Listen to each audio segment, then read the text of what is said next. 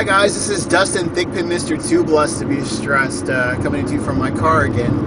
I just heard a funny story, and I wanted to kind of share it with you guys, and kind of like let you know what it kind of means to me, like when I think about this story. So yeah, I heard this story. So apparently, at a daycare in Russia, there were two 5-year-olds, and during I guess playtime or recess, or whatever you want to call it, the teacher or whoever was watching them lost track of them. So they're searching around, like imagine the parents, right? But the 5-year-olds were just gone. I think it was two 5-year-old boys, and so they just lost them, and they come to find out later on that they had found them at a car dealership about a mile down the road, and so luckily the people at the car dealership called the police, and they called the police and brought them back to the daycare, which is all well and good. But it just seems kind of funny when they actually went back and found out and asked them, how they got out and why they got out and why they went down there. It's kind of a funny story. So they basically told them that they wanted to buy a Jaguar. And it's kind of funny, like, how they got out, too, actually, because these two 5-year-olds actually had a plan in their mind to go out there, and during recess or whatever, playtime, they went out there and got shovels, and they actually dug out from under the fence. They dug a little tunnel under the fence that surrounds the playground, and they dug a tunnel, and these two little 5-year-olds got out with their shovels, and they walked a mile down the road to the car dealership, and they asked them if they could buy a Jaguar.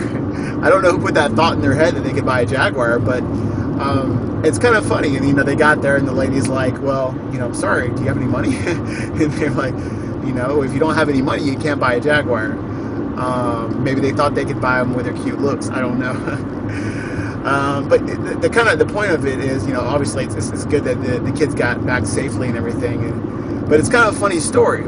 It's only funny since they got home safe. But it's a funny story because, it's like when you're kids, you believe anything is possible, right? When you're little, your parents tell you, your teachers tell you that you can, you can be anything you want to be. Sorry, that's really bright. I got apparently right in the sun right there. But your parents and teachers and, the people who are surrounding you pretty much tell you can be anything you want to be. What do you want to be when you grow up? I want to be a firefighter. I want to be an astronaut. I'm sure you don't hear many say, I want to be an internet marketer. But, the point is that, you're told as you're growing up that you can be anything you want to be. That, and kids have this, some people call it, that they're naive or they're gullible, but they have this sort of like, this instant belief, it's like they don't have to like convince themselves. It's like, yeah, I could be an astronaut, yeah, I could be a firefighter, I could be, anything I want to be. So like, it's like when you're younger, you're trained to believe that you can, and you're told you can, and in actuality you can. I mean, especially at that age, you have, all the time in the world to kind of prepare yourself for whatever role in life you want to play. But as you get older, it's like people talk to you differently. As you get older, you probably, go to college, you talk to professors at college, which are a little bit probably less optimistic. They tell you to pick something, pick a career, they don't tell you can be anything you want to be. They'll tell you to pick something and focus on it, find a major, whatever. You get to a job, your boss doesn't tell you can be anything you want to be. Your boss tells you that, you need to be where he tells you to be. As you get older, your coworkers, you realize that adults, in comparison to kids, have such a negative view of the world, have such a negative view of themselves and each other. It seems like 80% of the stuff that comes out of their mouths is negative. The news, if you watch the news, you'll see that there's so much negativity being broadcasted out there. I mean, it seems like bad news is always what sells. The bad news is always what gets good ratings. So it's like they report the bad stuff, the stuff that really is like the eye-opening, shocking, negative stuff.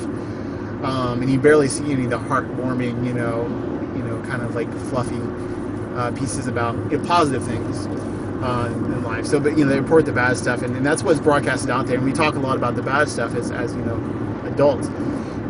But it's like a lot of people in the the make money niche, or also the internet marketing, or the self-improvement. They all talk about basically that you can do anything you want to do as long as you believe in yourself. A lot of these books, Think and Grow Rich, The Science of Being Rich, I think it's called The Science of Being Rich by Waldy Wells. There's like all these different books that, that Tony Robbins, even better example. The dude preaches positivity like, every other second. Basically says, if you want to do something that somebody else is doing, then just do what they're doing. It's not like it's a complicated thing. Find out what they're doing and copy them. It's called reverse engineering. But that's not the point. The point is that when you're young, you have such a better feeling about things. You have such a better way of reacting to the world, such a better way of dealing with yourself and your own emotions. But as adults, we're jaded. We get jaded, we get negative, and that totally affects everything that we do.